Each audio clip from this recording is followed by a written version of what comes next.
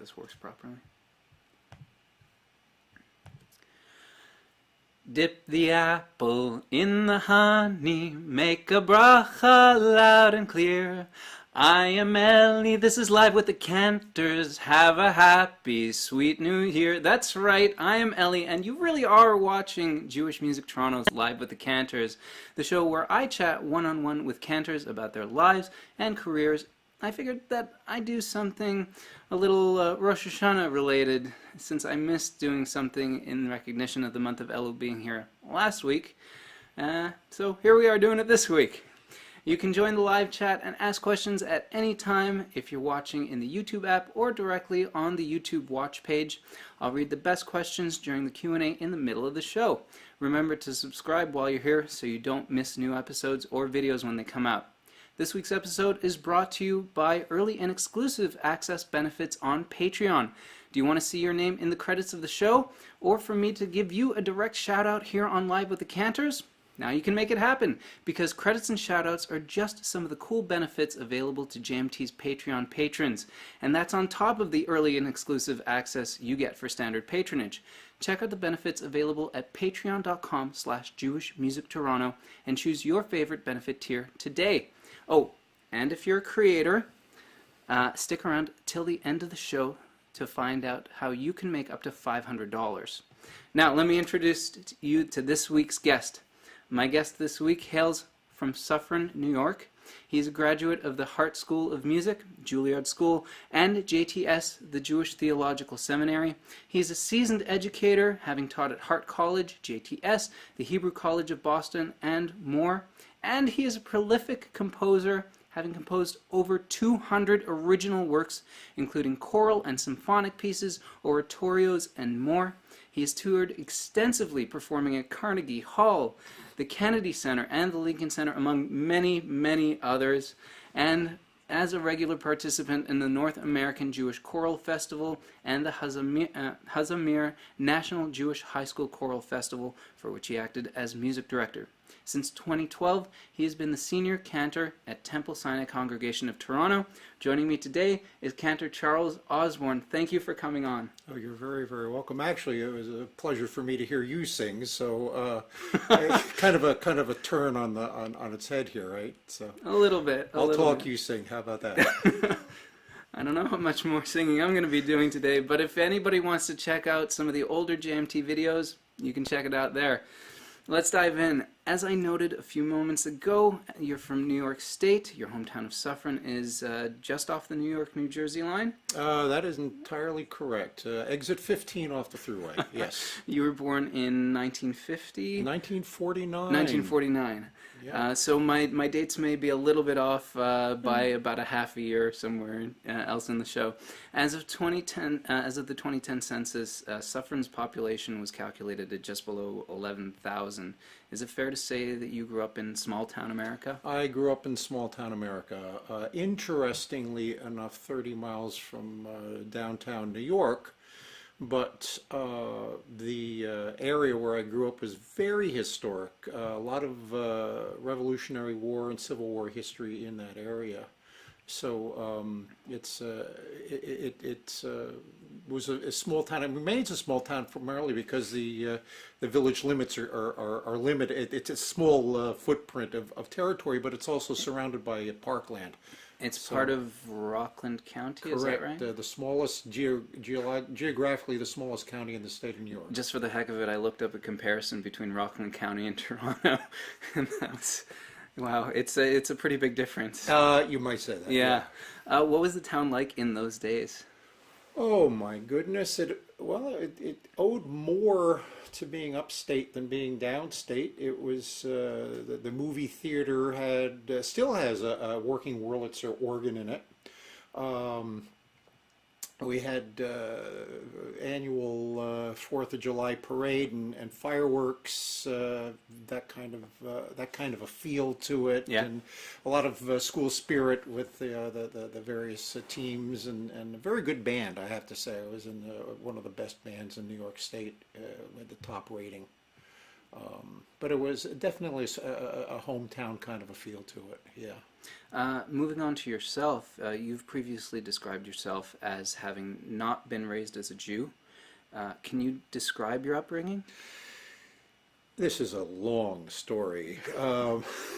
I can cut pieces here and there from the rest of the show. Don't worry about it. All Like, right. if you have All right. The long and the short of it is that Mom was and Dad wasn't, but my parents met during World War II. My father shipped out of New Orleans for North Africa in 1944. It would had to have been either early in 44 or 43, and the U-boats had bottled up all of the shipping lanes out of the Caribbean.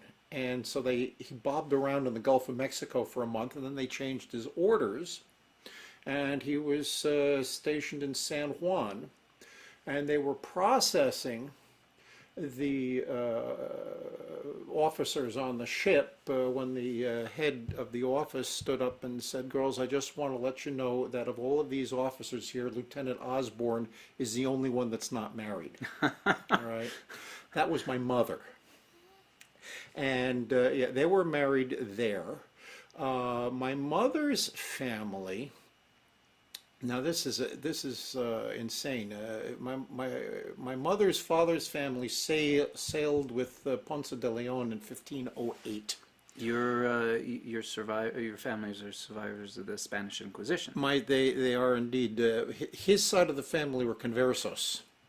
And one of my ancestors was Ponce de Leon's business manager, and he and his brothers came and they settled in Puerto Rico, and they had a small town, a village up in the mountains. And I was talking to one of my Argentinian friends about the family names, which are Morales, Nieves, Juarez, Bo, and he's looking at me saying, "Those are all Jewish names," and they are, because they were all Jews who basically managed to get out of Spain and settled up in the mountains. Now my mother's family, my great-great-great-grandfather on that side was implicated in the 1848 Paris street uprising, and he had to get out of Dodge in a hurry, and so it was up over the Pyrenees onto a boat to the island of Minorca, which is in the Mediterranean, and from there they sailed to Puerto Rico.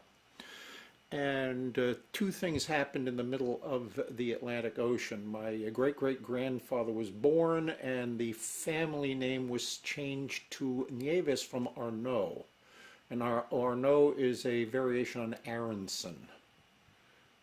It was Aronson then, and then changed to Arnaud? Well, Arnaud is what it was. Okay, yeah, see. Okay, that makes more sense. Yes, that Arnaud is what would sound a lot more. but Arnaud is derived from Aronson. All right.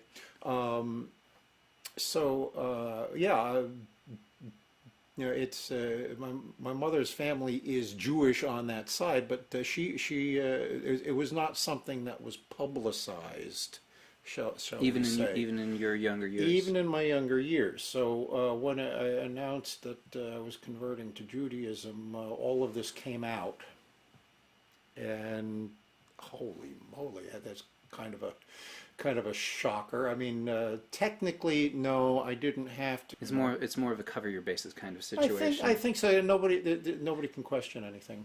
You know, there's nothing to question. But it's a heck of a story. I have a feeling we're going to come back to it a little bit later. You began your musical education at the age of 5, learning piano. How do you find out all this stuff? That was that something? was not holding tune. So the tuner tuned it a half step low, which means I developed perfect pitch a half step low. I can sing you the wrong C consistently a half step off. I can't help it because that's what I grew up with. Yeah, so it's pre-programmed. Yeah. It's I guess if I had stayed in Baroque music, then that'd be 436. But that's what he tuned it to, 436 rather than 440. So something that's regularly noted in profiles on you is your first singing engagement as a boy alto at the age of 12. Firstly, can you explain the difference between an alto and a boy alto? And secondly, what was that engagement? All right.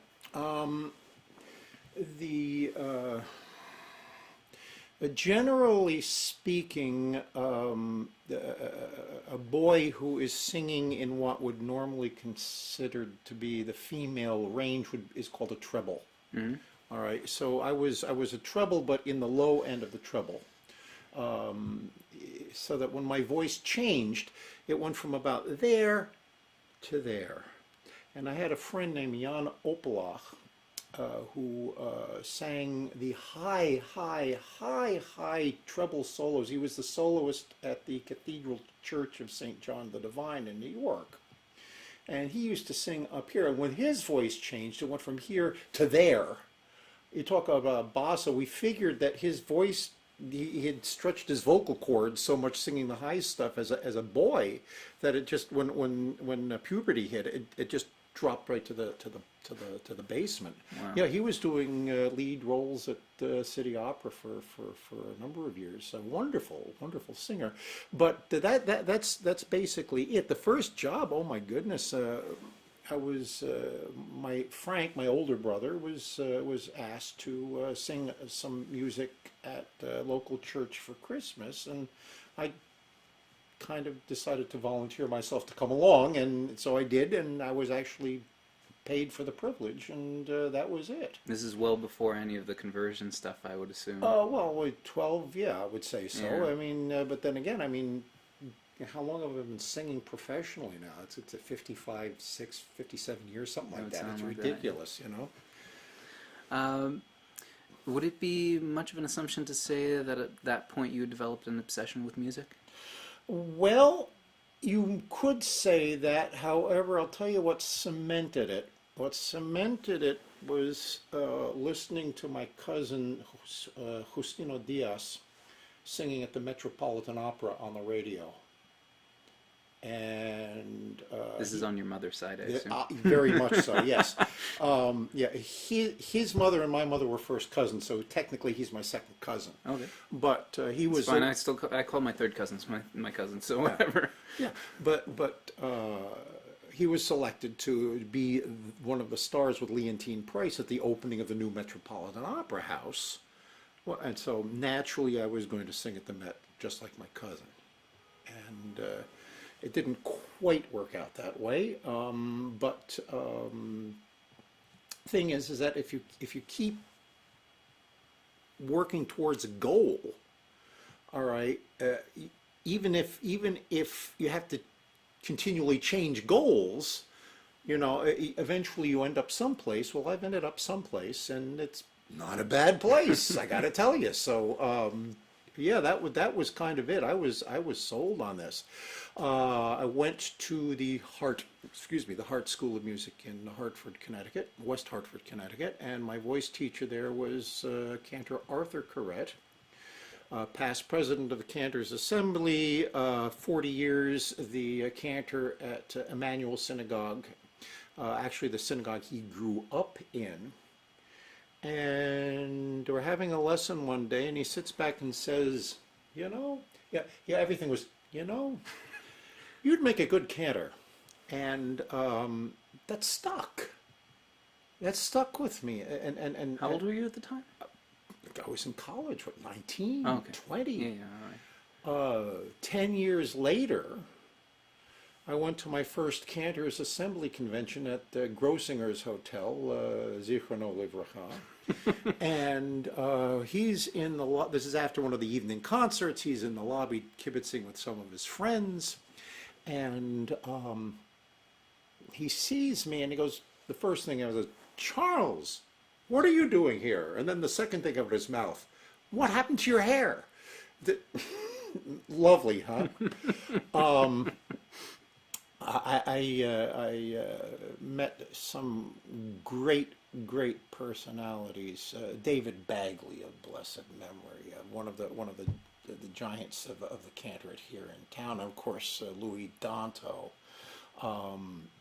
and so many others that I probably should have written down the names of before I showed up, but. Yeah, Barkin. Oh my gosh, yes, Cantor Barkin, whose family is actually part of his family, belongs at my congregation now. Very nice. Oh, tremendous, tremendous talent. The first time I sang at a Cantors Assembly Convention, he was Jacob Barkin. He was one of the first to come up, and I knew who he was. And I was moved. I mean, he was one of the great voices in the Cantor, absolutely.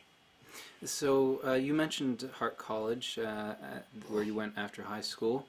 You majored in voice performance. Yes. And after that point, and somewhere between the Cantors Assembly, I would assume, and somewhere between your graduation and the Cantors Assembly story, you became a professional singer. You toured internationally, and so I'm kind of wondering how that whole thing played out, and what your timeline was after. What was it? The mid-70s, I guess that would be at that point. That would be right. Yeah. It was a hard time in my life in many ways, because so many people in my family became ill at about the same time, and I became the caregiver.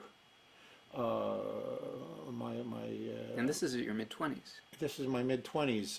My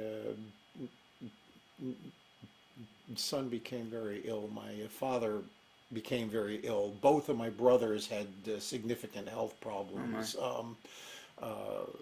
And just on and on and on. And so I sang when I could, and I did other jobs when I couldn't. I drove a lot of trucks and buses, and I worked in a deli counter. I taught singing lessons and piano lessons. I sang in churches and synagogues significantly, and then when I got to do some really good opera. Like in 1980, for instance? Like in 1980, for instance. May I ask, so during your time as a singer in 1980, you took on the role of Eliezer, or Eliezer, depending on how you pronounce it, and your longtime friend Leonard Lerman's opera Hannah. You've described that role in the opera almost as a turning point in your Jewish identity. Describe the role and how that actually managed to change your perceptions on Judaism. Well, it's not many people can say that they had the title role in an opera called Idiots First, but yes, I played the idiot, and I played it very well. The opera is by Mark Blitzstein, and it was one of a number of pieces that he left incomplete on his death, which was what, 1963, and Leonard, based on the Herman Malamud story. I got to meet Malamud as a result of this production, which was very cool. But my friend Leonard completed the opera, and it was produced by the Bel Canto Opera in New York, and we won an Obie. We won an Off-Broadway Theater Award. Actually, it wasn't an Off-Broadway theater. They had to invent an Off-Broadway Opera Award in order to give the production an Obie. So yeah, I'm one of the few Cantors I know. Of course, my friends at the Harold Green Jewish Theater are sick of hearing. Yeah, did you know that I won an Obie? Yeah, we know you won an Obie. Yeah, yeah. Did I tell you about? Yeah, you told us about the. Yeah, so there was a lot of that sort of thing going on. But yeah, it was incredibly well received, and you learn just the depth of emotion and pathos and caring, and what it really personified or typified or rammed home to me, the Jewish concept, if you will, of compassion through action. That it's not just enough to say, well, I mean, there's a wonderful midrash on this. So one of the rabbis is asked what the value of atheism is. And his answer is that the value of atheism is that you can't pass somebody who's beaten and robbed on the road and say, God will take care of them. You have to take care of them yourself. And ties in with that other great concept, pray as if everything depends on God, act as if everything depends on you. And this is really the essence of that work. And it made a huge impact. You're talking about the character of Hannah now, specifically? I'm talking about, well, Eleazar, the whole idea is that his father knows he's dying of a heart attack, heart failure, and he's trying to get his retarded grown son on a train to California where his brother Leo can take care of him. And all the way through this, he's confronted by death. It's time. No, I have to get my son. No, and at the very end, the ultimate point in the moment in the opera, death relents for just that moment, just long enough to allow him to buy the ticket to get his son on the train to California. All right. It's just an incredibly moving piece of theater. Yeah. So that was a significant thing for me. Yeah. Tell me about your friendship with Mr. Lerman. That's Dr. Lerman to you. You know what? It's interesting because I thought that in my research I had heard it said as Dr. Lerman, and then every time I tried to look it up again, I couldn't find it, so I put it in as Mr. Leonard, Dr. Lerman. No, he's got his baccalaureate from Harvard, where he took a great deal of pride that he was next alphabetically to Tom Lehrer in the school directory. He did his where did he do his master's? He did his PhD at Cornell. I can tell you that much. Point being that he's done some amazing work in his life. For example, he actually talked Richard Wagner's grandson into doing the first Yiddish recital at Bayreuth. Okay, nobody does this, but Leonard did that. Okay, and Leonard takes a great deal of. He and I met in the 11th grade in the New York State All-State Chorus. He is precisely 4 days younger than I am, and I had occasion to officiate at his wedding. Oh, very so nice.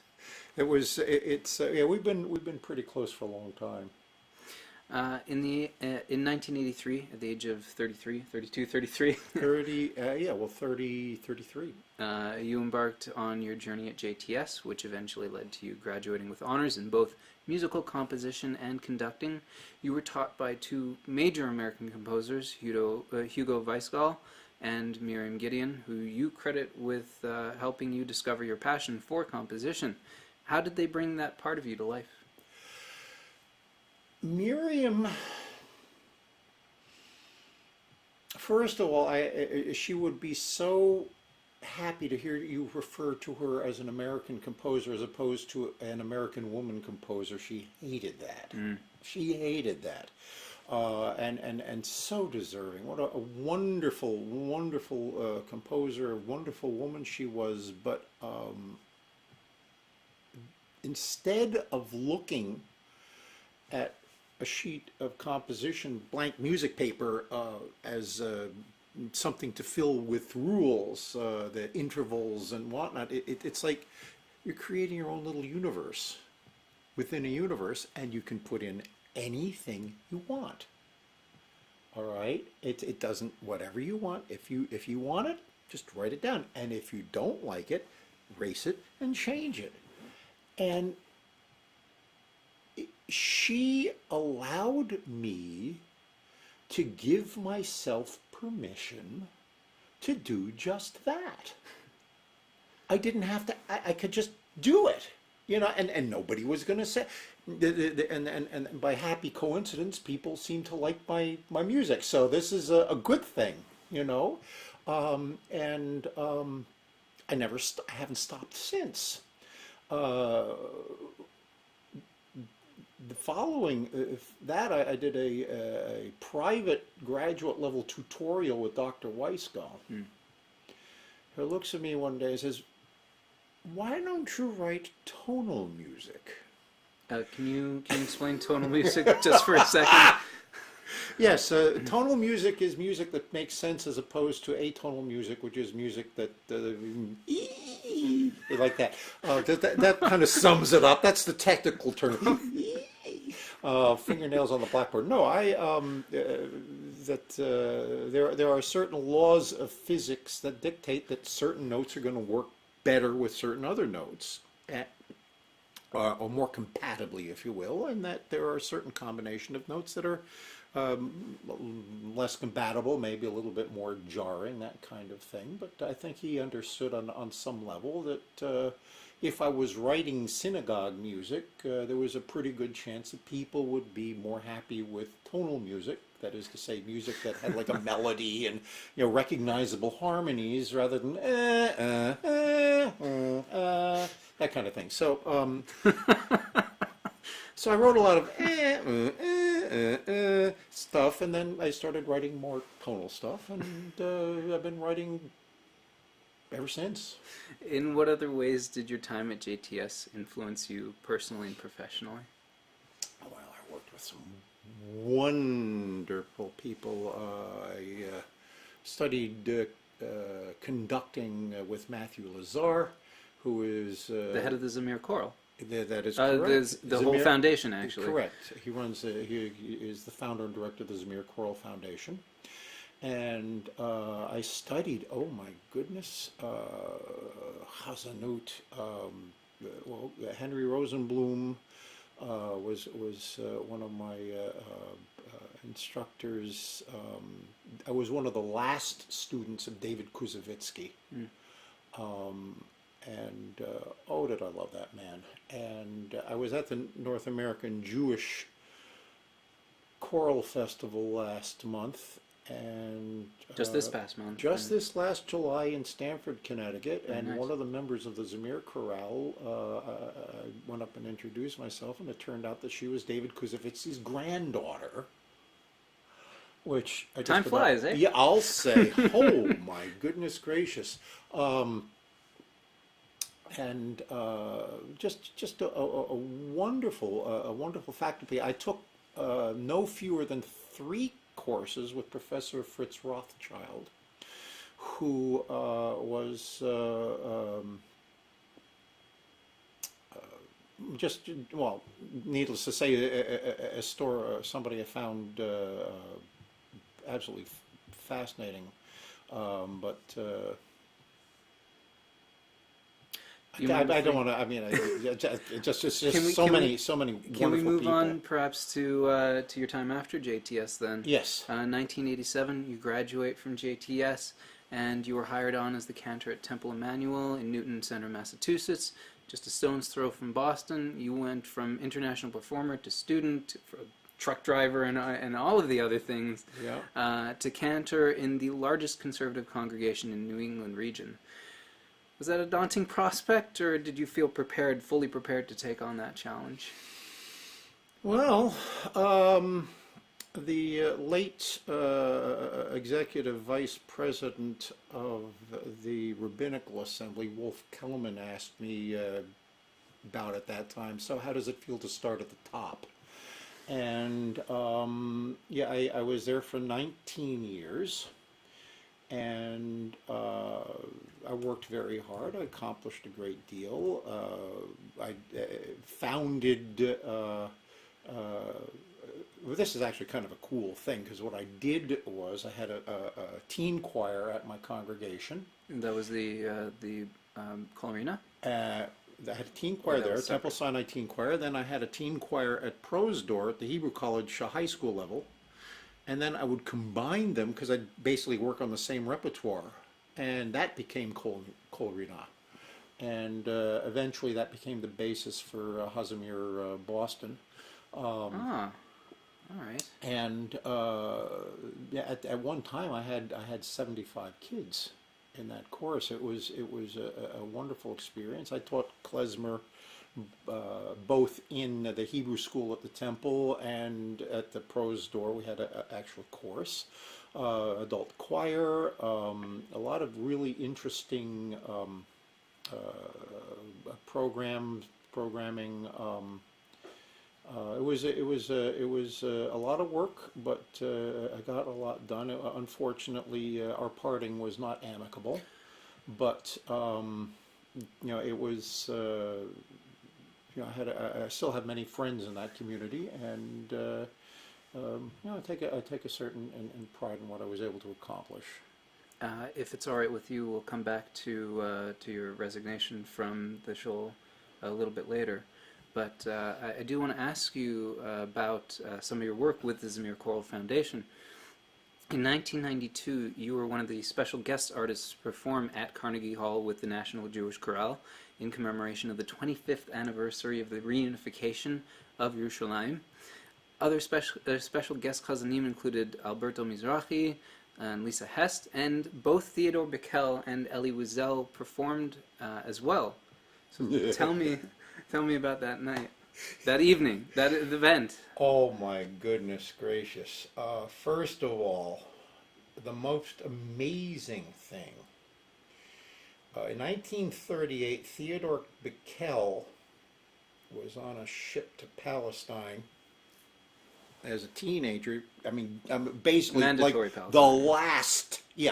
the last ship out, and another passenger on that ship was Robert Starr, who eventually taught at Brooklyn College in New York, and was one of the well-established composers in New York, a well-established American composer. And I was there when they saw each other for the first time since 1938. That was amazing. Okay. Now the other thing, which was equally amazing, was just standing backstage kibitzing. There was David Berger is a well-known composer of choral music in New York, but he also happened to have done a lot of work with Richie Havens. Richie Havens happened to have been on that program. Yes, I didn't include that, but yes, he is. So it's Alberto Mizrahi, Theodore Bickel, Richie Havens, and myself, and we're backstage. And I always like to say we're kibitzing, but we're not kibitzing. What we're doing is we're listening to Theodore Bickel go through a list of every single movie he had ever made in his entire career. And that man could talk. Yes, he could. And he went through this whole list of movies and says, "Yeah, I think that's all of them." I said, "No, you left one out." He looks at me and says, "Which one?" I said, 200 Motels. And he starts laughing. Now, 200 Motels was a movie that was made by Frank Zappa. All right, and the I would have to assume that was rather out there. Yeah, well, Theodore Bickel played a character named Lance Rancid in the movie. Okay, so he's just about falling on the floor laughing his head off. The other two guys are staring at this and then staring at me and then staring at him. And he comes back up for air, and the first words out of his mouth are, "Cult film. I make cult film."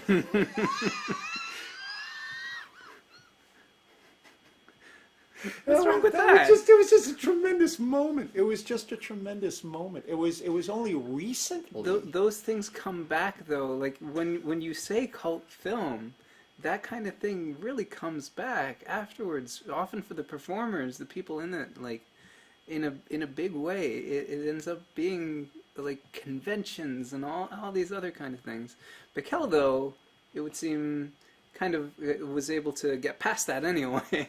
Oh yeah, no, he transcended everything. He was a co-founder of the Newport Folk Festival.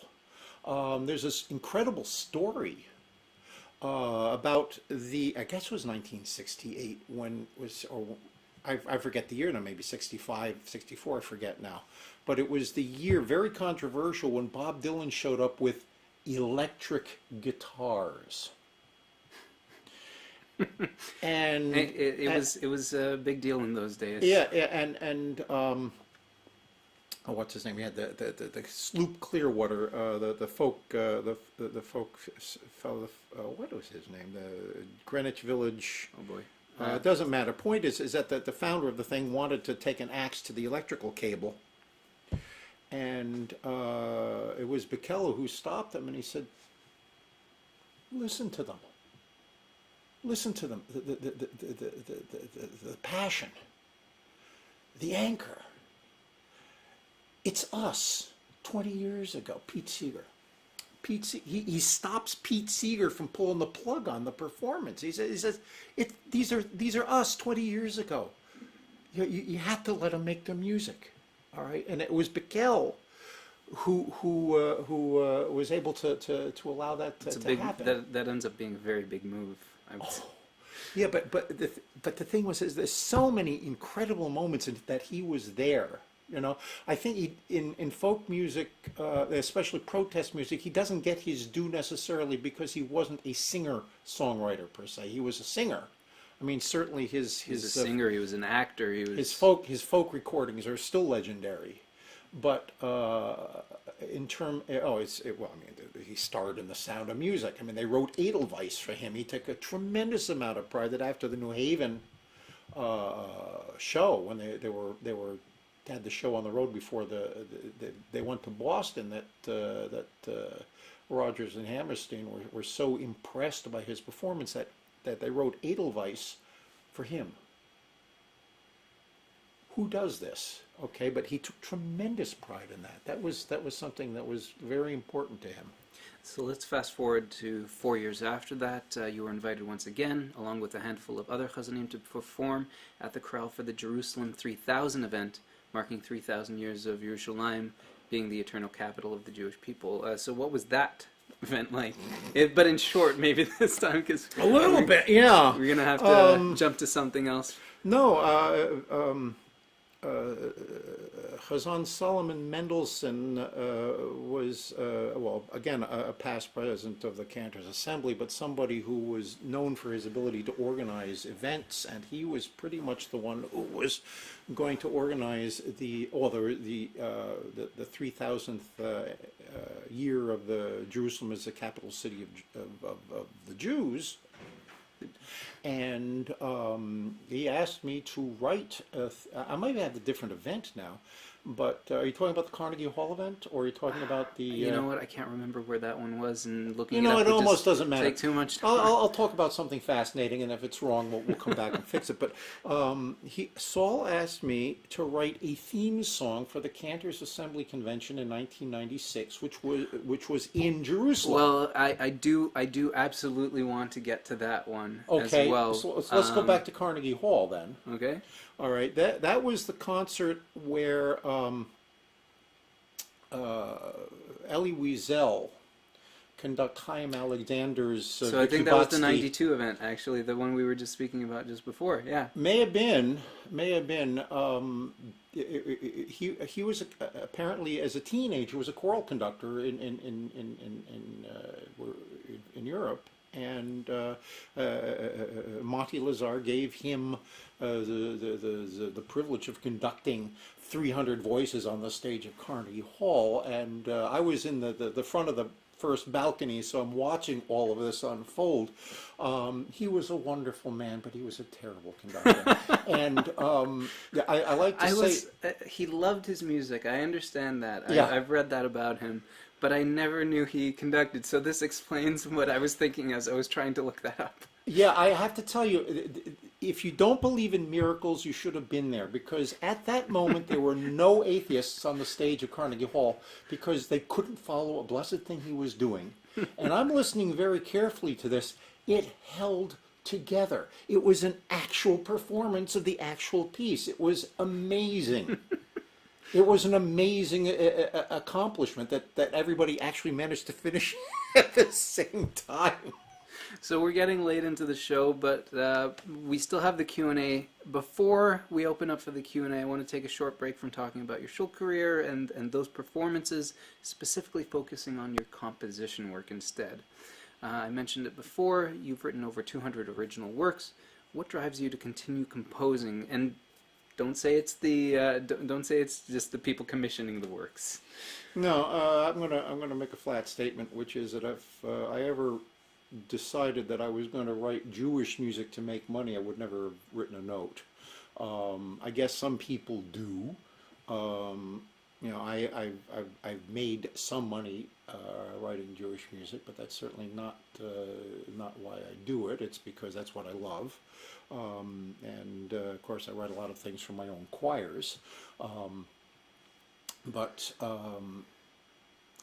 just I'll see a text and something will resonate, and I can work with this. A little voice will, and things suggest themselves when I see the right text. And I have written strictly instrumental music. I have written non-vocal music, and you know, which is it's a different creature. It's a different creature because that's entirely developing everything out of. I was talking to you before about creating your own little universe. That's entirely your own little universe.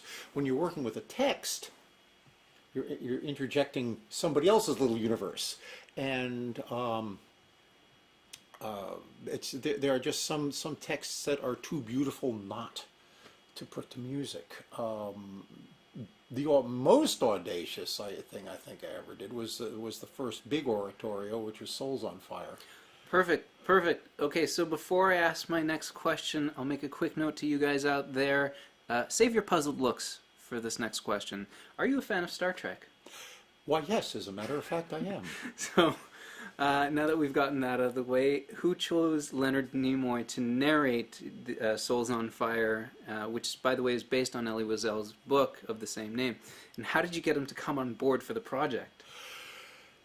The producer of the recording was, or the head producer was a fellow named Yochanan Bickhart, and basically he just called him up, explained what the project was, sent him a script. He liked it. He was moved by it. He wanted to be a part of it, and we not only did the recording with him, we did performances of this work in Boston with him, and Philadelphia, and Detroit, Los Angeles. All over the United States, we did performances of this work with. He really, it was something that spoke to him, and it was just as simple as calling him up. Here's what it is. What do you think? That's amazing. Yeah. Now, what's really amazing to me was that he and I worked on a number of different projects together before that, but separately. I would sing a soundtrack for something, and then that would be shipped to Los Angeles, and then he would speak whatever the narration was, and then somebody else would put it the whole thing together, and voila, you'd have a fundraiser for a museum in Boston, that kind of thing. Wow. Yeah, he well, my it was 2003. We did the performance in Elkins Park, Pennsylvania, right at the Frank Lloyd Wright Synagogue, and I walked into the green room just after having my appendix burst 6 months before. Oh, okay. So not so recent. Yeah, but he looks at me and says, "You look better than I thought you would." He's a man I have always admired because he knew his own mind. That you could suggest something to him, and the answer was immediately yes or no. It was never with him. Let me think about it. Let me play with it. He knew immediately. There was a directness to him.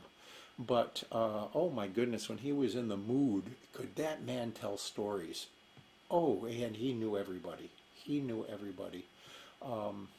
Wonderful, and he and I remember distinctly after the New York the Lincoln Center performance, he and his wife were backstage, and they were so much in love, a lovely couple, lovely people. Was Wiesel directly involved with that project? He was indeed, and he and I consulted regularly. Um, the issue, of course, was that the consulting times were at the same times that he was making appointments with his graduate students at Boston University. And oftentimes we'd walk in and half the appointment would be taken up with him talking to Ted Koppel's producer because he was going on Nightline that evening.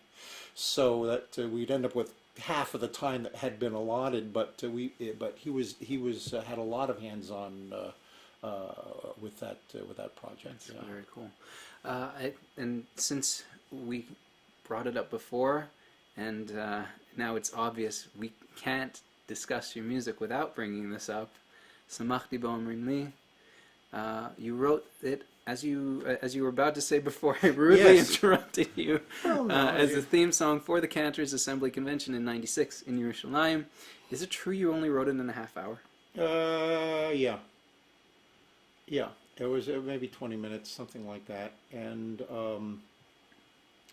I'm looking at this and saying, well, the text doesn't quite fit the music, so I left a verse out. Okay. I said to myself, well, nobody's going to be singing this. I mean, it's just a theme song for the thing. It'll be, that. I had no idea. This was going to, the introduction to it, I said to myself, oh, well, I need an introduction. So the introduction to the piece is exactly the way I sat down and played it on the piano the first time I thought about it. I sat down, played out an introduction. I like that, wrote it. That was it. There's a little piano thing that goes before that. Oh, okay. I haven't heard that. That's okay. 1998, the Cantors Assembly Convention was in New York City, and we stayed at the hotel at the World Trade Center. And I sang Samachti in a concert at Temple Emmanuel in New York. And after the concert, I'm standing in the hall, in the sanctuary there, and there are all these attractive young women coming up to me. Man, I didn't, so what in the world is going on? Well, what in the world was going on? One by one, they said, oh, I want Samachti played at my wedding. I had Samachti played at my wedding. There is Samachti this, Samachti that. Wedding music. I had no idea. I had no idea. The Cantor at Temple Sinai shared an email with me once that a person came to a service there and heard Samachti, and that one performance all of a sudden was a reaffirmation to them of their Jewish identity. I mean, it's people have used the tune for Ne'ilah on Yom Kippur. It's all over the world, and I'm amazed. I'm really amazed. Are you happy with the song's popularity then? I mean, it sounds like you are, but I know that sometimes artists, composers, when they hear something played so much, it riles them up in a way. As often it can be because some of their other songs are not as well received. I will defer to Mr. Nimoy on that one, who was asked whether or not he felt that being Mr. Spock in Star Trek had a bad effect on his career, or if he felt badly about it, and he said absolutely not, because what it meant was that he never had to look for work in the following 40 years. He was always working. I'm perfectly happy with my other music, and I'm working constantly on trying to, pardon the expression, get it out there. But Samachti makes me a known commodity. It's like I walk into the room Or if I understand that some of the cantorial students refer to me as Samachti boy, having never met me, of course. But so how's it like working with Samachti boy? That was my colleague Cantor Orangel was asked that once. Yeah, I'm fine with it. Like I said, I walk into a room and people know who I am, so I can't argue with that. All right. It's time to open things up to you, the viewers. If you have a burning question or maybe a thought that you want to share with Cantor Osborne, send it in now. While I wait for you to do that, I've got a promo for you from one of this week's sponsors. Summer may be coming to an end, but fashionable tees are always in style. This week's episode of Live with the Cantors is brought to you by the Jewish Music Toronto Collection, where you can get your own JMT apparel and more. And from August 19th to the 23rd, that's this Thursday, you can get 15% off your purchase of any t-shirt in the shop in any color, style, and design you like. Remember, this offer is only good until this Thursday. Click the link in the description below and use the code SHIRT15 at checkout to get your own today. Until we get any questions, I'm just going to move right on, and we're going to actually move into a little bit of a difficult discussion. Your resignation from Temple Emmanuel in early 2006 made headlines in Boston and the surrounding area.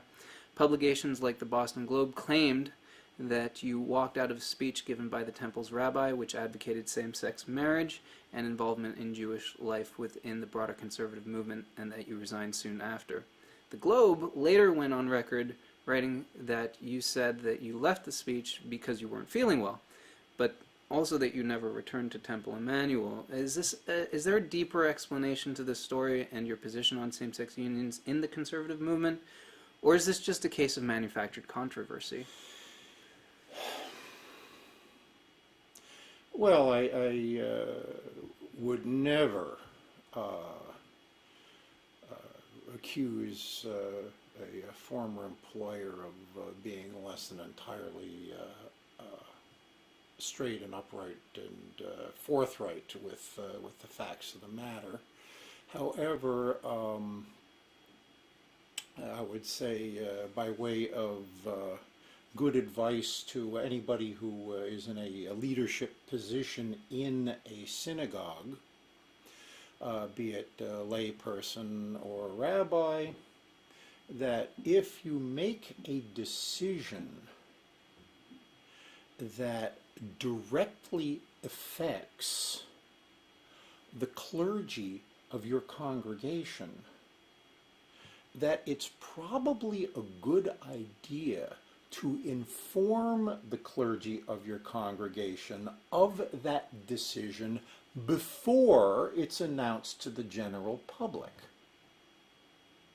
All right? Yeah. Now, I will say that if there is a mitigating circumstance on my end, that a lot of this goes back to the fact that in November of 2002, I had a well, they euphemistically refer to it as a perforated appendix. Oh. What happened actually is my appendix blew up. Mm-hmm. And I was out of commission for 4 months. My surgeon at the time suggested it may not be a bad idea to retire at that time. To retire, to just fully I probably should have. But you're still a Cantor today. I am, and but that and some of the circumstances surrounding that event engendered a certain amount of emotional upset, which in turn impeded my ability to function in a major urban congregational setting. All right. politics aside, it's a high pressure kind of a thing. As we've said before, it was one of the largest, if not the largest, congregation in the region. Yeah, I'm stunned that I was able to get through the high holidays that year. I'm still shocked by that. But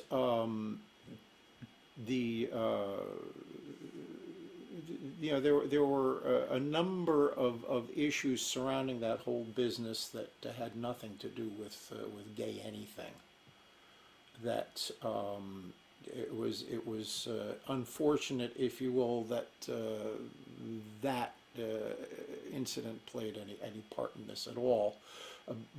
From my perspective, it was just, run it by me, let me know what's going on, include me as part of the team. I felt incredibly devalued or undervalued. So this is kind of a lead-up situation from between 2002 and 2006, almost. And between your health issues and all. Yeah, this. I mean there were personnel changes that were not advantageous. There were any myriad issues that were that normally I would have taken in stride, which because of my health simply was not possible. And there are a number of things that were publicized afterwards that's simply not true. It was publicized that I founded a congregation to try to draw people out from that congregation. That's not a congregation founded. And you're talking about out of Shirina?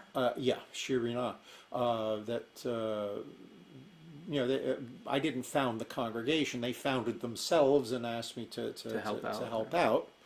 And then I got a position at the Jewish Fellowship of Hemlock Farms in Pennsylvania, where I was for 5 years, and it's a small unaffiliated congregation. I was the Kolbo.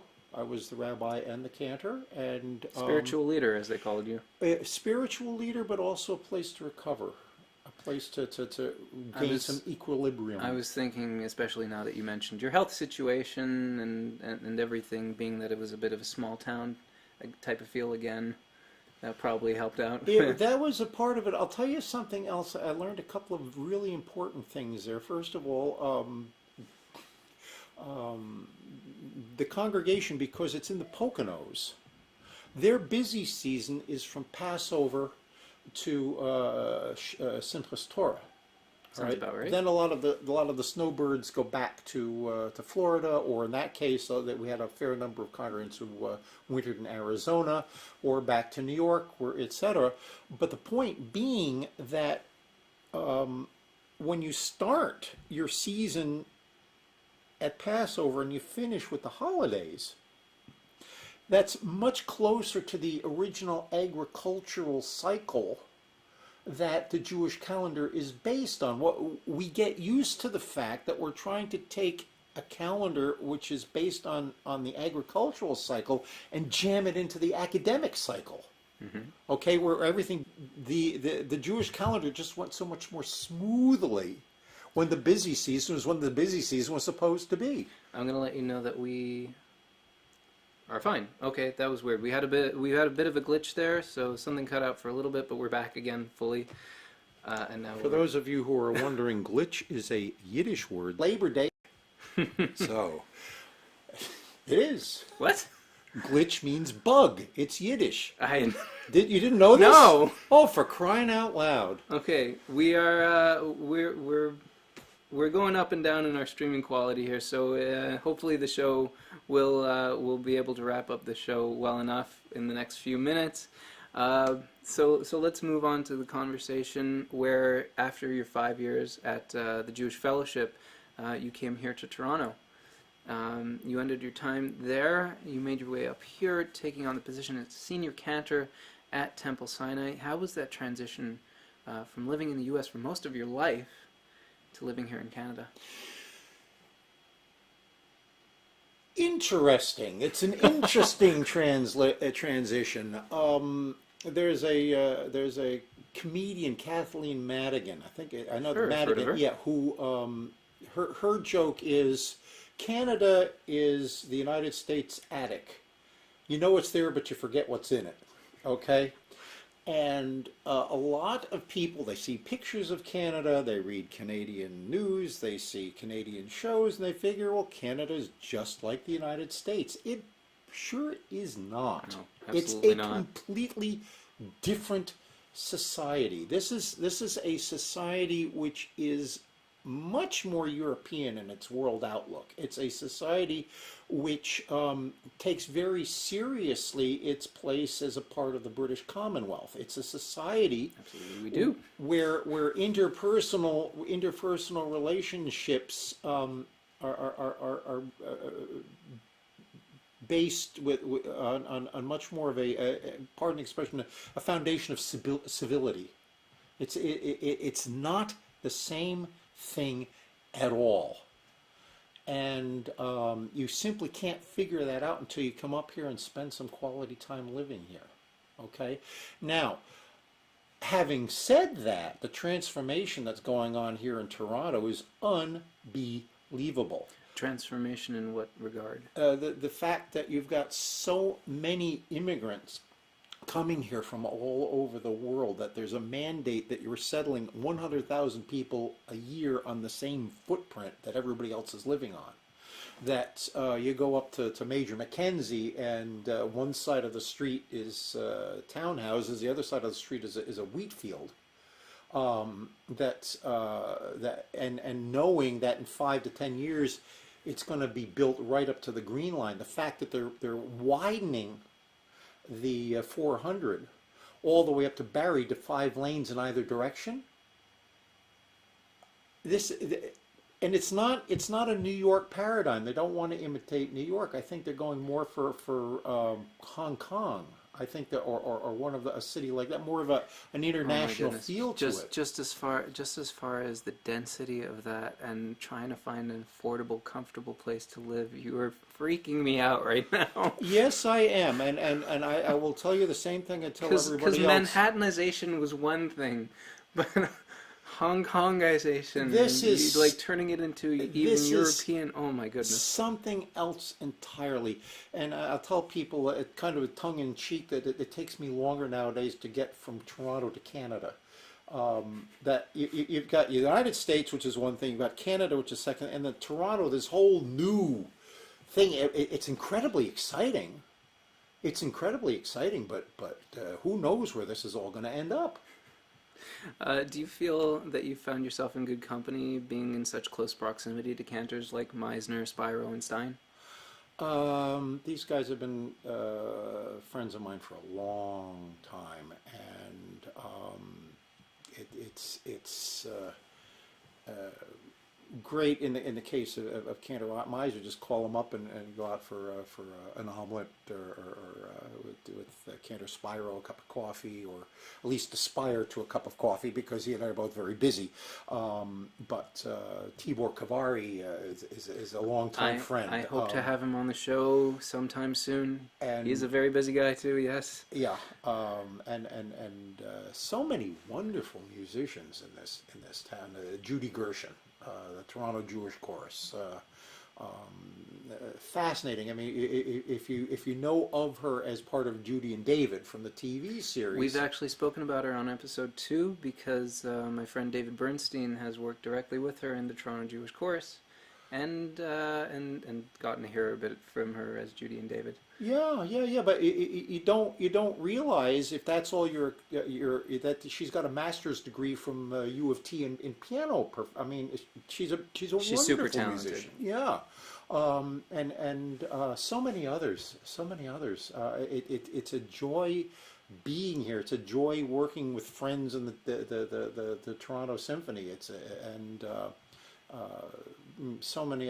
Mark Camilleri does a lot of work with the Mervich shows.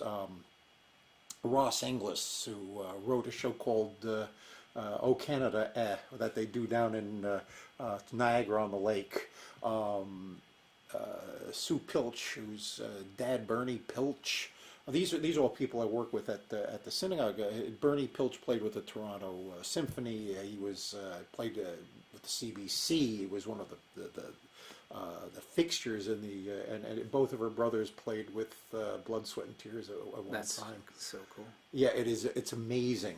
And these are the people I work with on a regular basis. It's very exciting. So I suppose that you found the congregation to be quite amicable, opening, welcoming. I said to my son when I took the job in 2012, I said to my son, if it works out up there, I'm not coming back. It's worked out up there.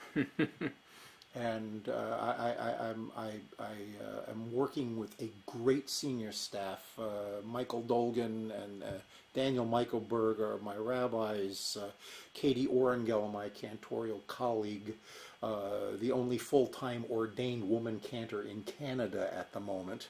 Now you have to full-time ordained. What about Trubashnik? Cantor, Yes. Cantor Emerita. Yeah. Oh, your Latin is very good. Yes, you must have had a wonderful. It's listed on their website. But Larry Englander, someone who we work with, he's works with us as well, and just extraordinary educators and administrators, and it's a terrific congregation. So before wrapping up the show, since we are at time, I like my guests to share an item of significance with them. Oh, you mentioned with the audience. It's Elul. All right. Ani ledodi v'dodi li. All right. You want to hear this? Oh, please do. Yeah, this is a gift. Yes, you definitely want to back up from the mic Yeah, just a little this bit. was a gift. He's going to go a little bit off camera. Oh, yeah, but I don't want to blow your microphone either. That's. I'll blow it off in this direction here. There we This is a gift from one of my adult education students at my first student congregation, which was Temple Ner Tamid in Bloomfield, New Jersey. And this is about as shrill as it gets here. I've never tried doing this in a reclining position.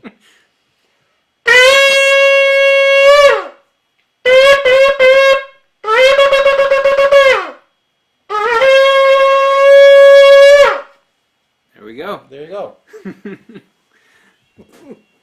So that's all the time that we have for Live with the Cantors this week. Cantor Osborne, thank you so much for joining me today. I want to give a big thanks to my Patreon patrons, everyone watching and sharing the show, and those of you buying JMT merch and using my affiliate links. The show would not be possible without you. Here's the thing. If you're an artist, musician, producer, or any other kind of creator and you want to start earning money you deserve for your hard work, leave a comment below or send me a message via Facebook or Twitter to find out how you can make up to $500 by making your own Patreon page. Subscribe and click the notification bell so you don't miss a thing. Remember to check out my Patreon page to choose one of the benefits I mentioned earlier in the show. Let's get your name into the show. Join me to take part in spreading knowledge of Jewish music and to get more out of your JMT experience. Thanks for watching, and bye for now.